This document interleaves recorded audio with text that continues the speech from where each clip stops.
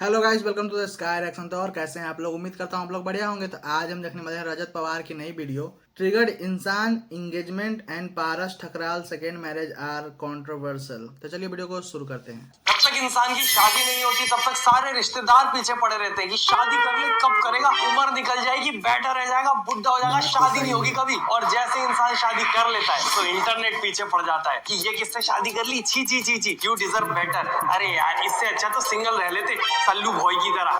मैं आ जाऊं क्या? मतलब दोस्तों, शादी में इतना ज्यादा इंटरेस्ट है दुनिया का कि अगर कार्ड मिले तो पनीर खा ले और ना मिले तो फुटेज। और अभी अंबानी जी के घर पे शादी हुई थी, पूरी दुनिया का ध्यान वहीं पे था। यार इतना वैरायटी का खाना बनवाया है। अरे फॉरेन से बुलाए हैं सेलिब्रिटीज गाना गाने के लिए। अरे एक सेलिब्रिटी तो चड्डी में दौड़ा आया भाई। किस कलर की चड्डी पहने हो? अब सबने सोचा इतनी अमीर शादी थी, इतनी महंगी शादी, फुटेज तो मिलनी थी, सबका ध्यान जाएगा। और फिर वही शादी आई राजा ब्लॉग्स की। सबसे सस्ती शादी पर सबसे ज्यादा व्यूज राजा ब्लॉग्स ने बटोरे। अंबानी की शादी पे व्यूज के लिए तो पीआर करवानी पड़ी, पैसे खर्चे हुए राजा ब्लॉग ने, खुद की पीआर खुद ही करी। और इसकी शादी पूरे इंस्टाग्राम ने अटेंड करी, चाहे आपकी मर्जी हो या नहीं। और नॉर्मली शादी में आपको जाना पड़ता है, पर इसकी शादी आपके घर आ गई थी। इंस्टाग्राम स्क्रॉल करो, आप शादी में पहुंच जाते थे। और राजा ब्लॉग्स वहां लगा होता था, हाजी वरमाला हो गई, अरे सिंदूर लगा रहे हैं, अरे बारात अभी अभी आई है, अरे हल्दी हो गई। मतलब राजा ब्लॉग से सीखे कि 336 गानों पे रील अपनी शादी में बैठे बैठे कैसे बनाई जाती है। शादी कब हो रही थी, रील ज्यादा बन रही थी। और पूरी की पूरी शादी में अपनी बीवी के बैंगल से ज्यादा रील्स के एंगल पर ध्यान था भाई का।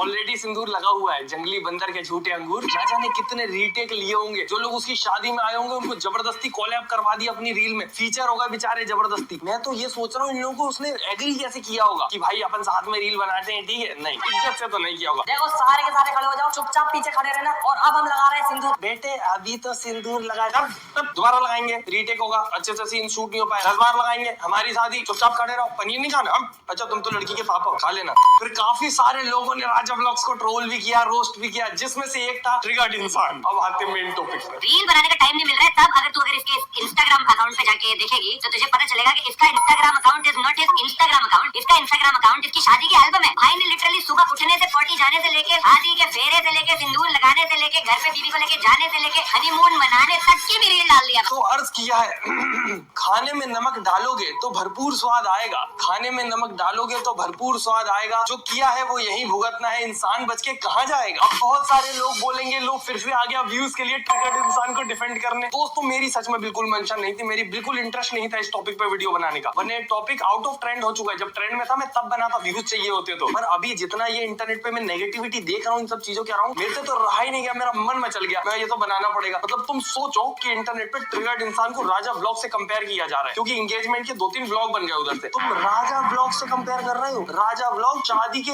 एक दिन के जो वो इवेंट्स होते हैं उनको 5-6 रील में यूज करता है, और उसके बाद 2-3 ब्लॉग भी जाते हैं राजा ब्लॉग्स। मतलब तुम खुद सोचो कितना इलॉजिकल है ट्रिगर्ड इंसान को राजा ब्लॉग से कंपेयर करना। कि उसकी जब शादी हो रही थी तो वहां पर वो जो वीडियोस बना रहा था वो ऐसा नहीं था कि तुमसे मूवमेंट शेयर कर रहा है, तुम्हें अपनी शादी में इन्वॉल्व करना चाहता है, नहीं। वो उस पूरी की पूरी शादी को बस ऐसा सेटअप यूज करता था बॉलीवुड सॉन्ग्स पे लिपसिंग करने के लिए। मतलब आप अगर ध्यान दो तो राजा ब्लॉग्स के ट्रोल होने का सबसे बड़ा रीजन ये था कि ना उसका अपनी शादी पे ध्यान था, ना अपनी बीवी पर, सिर्फ रील बनाने पे ध्यान था कि धड़ाधड़ कितनी रील बना लूं। और दूसरी तरफ तुम ट्रिगर्ड इंसान को ट्रोल कर रहे हो कंपेयर करके। तो उसके घर से केवल कितनी एंगेजमेंट की वीडियो आई है? ये उसकी मम्मी ने ब्लॉग बनाया है, वो ब्लॉग है, उसमें स्टोरी टाइम बनाएंगे। भाई वो अपनी जिंदगी भर के सारे इंसिडेंट की स्टोरी टाइम सुना देता है तुम्हें, जो बीत चुके हैं। तो अभी तो ये करंट में है, तत्काल का मामला है, उसको तो बनाना पड़ेगा। और तीसरा आया था ट्रिगर्ड इंसान के भाई फुकरा इंसान की तरफ से रिएक्शन फैन एडिट्स पर। तो भाई फैन जो रहते हैं वो इतनी मेहनत से एडिट बनाते हैं, वो चाहते हैं कि उनको भी रिकॉग्नाइज किया जाए, अप्रिशिएट किया जाए। तो उसने ऐसा भाई होने के नाते कर दिया। और आप अगर ध्यान दो तो फैंस ही सबसे बड़ा कारण है कि बिना पीआर के ट्रिगर्ड इंसान की एंगेजमेंट इतनी ज्यादा वायरल हो रही है। और ये तीनों के तीनों कंटेंट अलग अलग थे। ऐसा तो था नहीं कि एक एंगेजमेंट में 3 तरफ कैमरा लगा के 3 चैनल पे अलग अलग डाल दिए। और सबसे ज्यादा बेतुकी बात की व्यूज के लिए वीडियो डाल रहा है भाई यूट्यूब पे हर इंसान व्यूज के लिए। 100% में से 99.9%, वो जो 1-8% होंगे वो मजे करने आए होंगे, पर सारे लोग व्यूज के लिए हैं। और कोई बुराई नहीं है व्यूज के लिए होने में, जब तक आप कुछ गलत नहीं कर रहे हो। और क्या कुछ गलत था उन एंगेजमेंट ब्लॉग्स में? ना,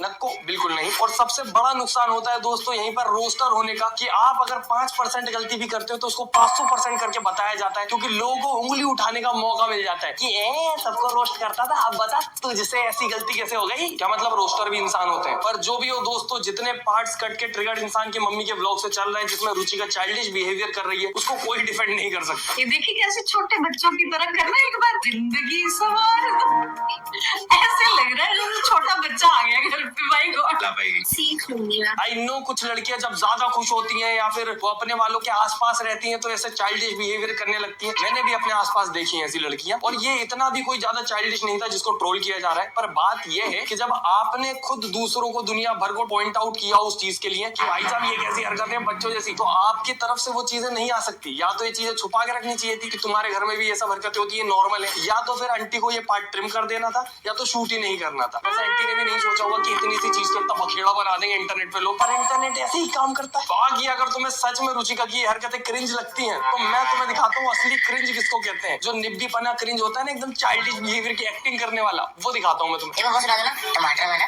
सॉन्ग बहुत वायरल हुआ तुम्हारा।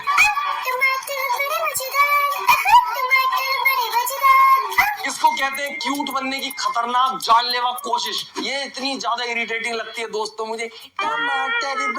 भाई मेरा सच में मन करता है अपनी आंखों में मैगी मसाला और कान में केचप सॉस वगैरह भर के बहरा अंधा सब हो जाऊं इसको देखने से अच्छा। तो ये बात है कि इस लेवल का क्रिंज झेला हुआ है हमने, तो ये जो क्रिंज का तुम कंपटीशन कर रहे हो इसमें तो कोई कंपटीशन ही नहीं है। बाकी दोस्तों बहुत सारी क्लिप्स ऐसी भी आ रही है पुरानी रुचिका की जिसमें वो उनके फ्रेंड्स के साथ है, पर बात तो वही है, वो तो मुझे उसके फ्रेंड भी नहीं लग रहा है, क्योंकि जिसमें अपनी दोस्त की बेइज्जती हो रही है पूरे इंटरनेट पे, वो वीडियो आज भी इंटरनेट पे है, तो समझ लो कितनी ही ज्यादा दोस्ती आ रही है। बाकी तो एक चीज ये भी रहती है कि इंसान अपने दोस्तों के बीच और फैमिली के बीच अलग अलग रहता है। लोग बोलने लगे ऐसी लड़की, ये देखो ट्रिगर्ड इंसान ये डिजर्व करता था क्या? तुम्हें क्या पता ट्रिगर्ड इंसान अपने दोस्तों के बीच में कैसा है? इंटरनेट पे तुम्हें जो दिखाया जाता है तुम उसको ही रियल मानते हो। मतलब एक तरफ हम बात करते हैं फेमिनिज्म की और एक तरफ इंटरनेट का आधा हिस्सा उसके पीछे पड़ा हुआ है कि कैसे साबित कर दे कि ट्रिगर्ड के लिए एक नंबर की गलत लड़की है, ये कहां से ढूंढ लाया ट्रिगर्ड। और आधे से ज्यादा लोग जो ये सब कर रहे हैं वो जल रहे हैं दोस्तों, क्योंकि ऑब्वियस सी बात है इतना ज्यादा सक्सेसफुल हो गया है वो बिना किसी कंट्रोवर्सी, गाली गलौज, लफड़े झंडे के, और साथ में पूरी फैमिली भी ग्रो हो गई। अब नेपोटिज्म बोलते हैं लोग उसको, मेरे को तो हंसी आती है कि यूट्यूब पे भाई तुम्हारा खुद का सेकंड चैनल ग्रो कर लो ना तुम, वही बहुत बड़ी बात होती है। अपने घर वालों को ग्रो करवाना तो और ही खतरनाक चीज हो गई। और हंसी इस बात पे आती है कि नीचा दिखाने के लिए तुम कंपेयर भी किससे कर रहे हो? किससे? अगर ये गाना सुनते हुए आपके जहन में किसी का चेहरा ना आए तो नाम बदल दीजिएगा मेरा। सुनिए, बस एक चीज, सिर्फ एक चीज देके भेज दिया भगवान ने इसको, कॉन्फिडेंस। और कुछ है ही नहीं, शर्म हया लाज शर्म कुछ भी नहीं है। और एक तो भाई इसको शर्म भी नहीं आती और दया भी नहीं आती। एक तरफ ये कार्टून बना घूम रहा है, एक तरफ इसके पापा।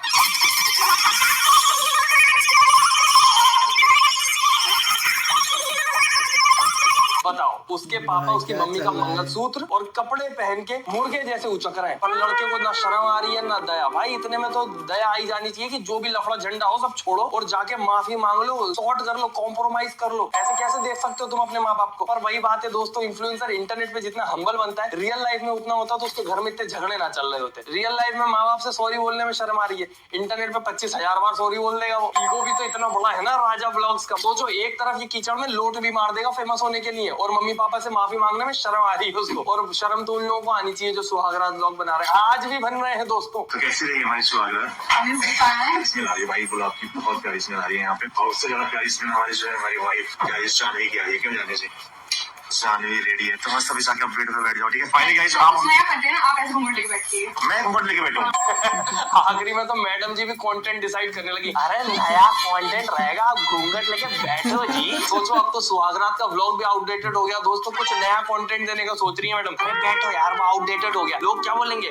वापस वैसी सुहागरात नॉर्मल। छी, शर्म नहीं आती क्या हमें? जब तक इज्जत का सौदा ना हो जाए, काहे के ब्लॉगर, काहे के इन्फ्लुएंसर। बाकी दोस्तों, ट्रिगर्ड इंसान के मामले में तो मैं सोच रहा हूँ कि जब अभी शादी होगी तो जितनी ट्रोलिंग हो गई अभी एंगेजमेंट में, ये लोग शादी के ब्लॉग वगैरह डालेंगे कि नहीं डालेंगे? क्योंकि एंगेजमेंट तो एक दिन की होती है, शादी में इतने सारे फंक्शन होते हैं, कंटेंट की बारिश हो जाती है। पर मुझे लगता है एक जो क्रिएटर होता है ना, वो एक टाइम के बाद ऐसे हेट, ट्रोल, रोस्ट इन सब से इफेक्ट होना बंद हो जाता है। उसको फर्क नहीं पड़ता, उसको जो करना है उसको वो करना है, उसको जो लग रहा है ऑडियंस के लिए कंटेंट डालना है वो डालेगा। और जितने भी लोग आज ट्रोल कर रहे हैं, एक दिन इनकी भी शादी होगी और इनके भी ब्लॉग्स आएंगे, क्योंकि आज के टाइम पे कंटेंट क्रिएटर के पास सरदर्द और ब्लॉगिंग चैनल दोनों होते हैं। बस पारस भाई जैसी हिम्मत नहीं होती, एक शादी हुई हुई, डाइवोर्स हुआ, कंटेंट बहुत सारा चला गया, उसके चक्कर में प्राइवेट करना पड़ा, तो न्यू कंटेंट अपडेट करना था, दोबारा शादी कर ली, फिर से कंटेंट अपडेट हो चुका है शादी का। मतलब ऑडियंस से बढ़ के थोड़ी ना एलिमनी दोबारा दे देंगे, बस एलिमनी की टेंशन आंटी को, ये देखो कैसे बैठ के थंबनेल में, कोई बात नहीं आंटी ब्लॉग डाले ना दोबारा पैसा आ जाएगा। मतलब आप ही सोचो, उसको एलिमनी मिली, उसने कार खरीद ली, इसने दोबारा शादी करके एलिमनी का पैसे वापस कमा लिए। और ऐसे ही मुझे पता चला दोस्तों कैसे पारस ठकराल का चैनल व्लॉगिंग चैनल नहीं है, एजुकेशनल चैनल है। यहाँ से आप सीख सकते हैं कि शादी का पैसा जो खर्चा होता है उसको वापस कैसे कमाया जाए। सबसे पहले एक लड़की लाओ और उसको पहनाओ मास्क, क्योंकि मास्क रहेगा तो सस्पेंस ज्यादा चलेगा। तो सबसे पहले आपको एंगेजमेंट शुरू करना है, सगाई के लिए रिंग फाइनल कर दी, surprise 5 hour left for ring ceremony, एक काउंटडाउन भी चलाना पड़ता है दोस्तों रिंग सेरेमनी से पहले। फिर उसके बाद एंगेजमेंट व्लॉग आ गया। एंगेजमेंट पे लड़की वाले क्यों नहीं आए बताओ, लड़की वाले नहीं आए एंगेजमेंट पे, आया सस्पेंस। अब देखो, पहले तो एंगेजमेंट के 10-12 व्लॉग डल गए, उसके बाद थोड़े दिन तक और वो मास्क वाला जो चीज थी उसको यूज किया गया, और होने वाली वाइफ ने दिया सरप्राइज तो पिछली ने भी दिया था।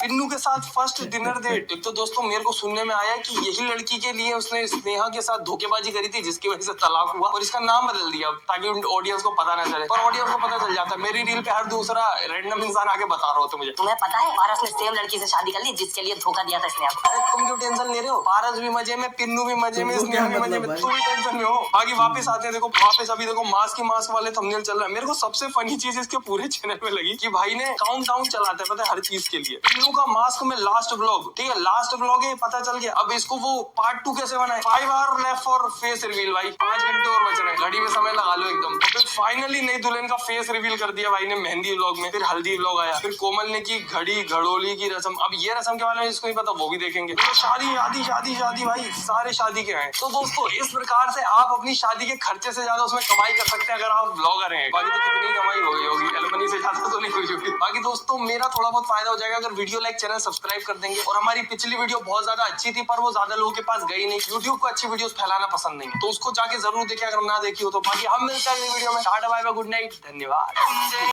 भाई वीडियो तो जबरदस्त था, फनी था भाई। अभी तो भाई कोई भी हो, कोई भी यूट्यूबर शादी करे, बड़ा यूट्यूबर अब ब्लॉग बनाए तो उसका तो ट्रोलिंग होना पक्का ही है। सभी लोग बोलेंगे कि ये डिजर्व नहीं करता, वो डिजर्व नहीं करता। भाई जो शादी कर रहे हैं वो खुश है तो हमें क्या है भाई। चलो वीडियो पसंद आया तो वीडियो को लाइक कीजिए, चैनल को सब्सक्राइब कीजिए।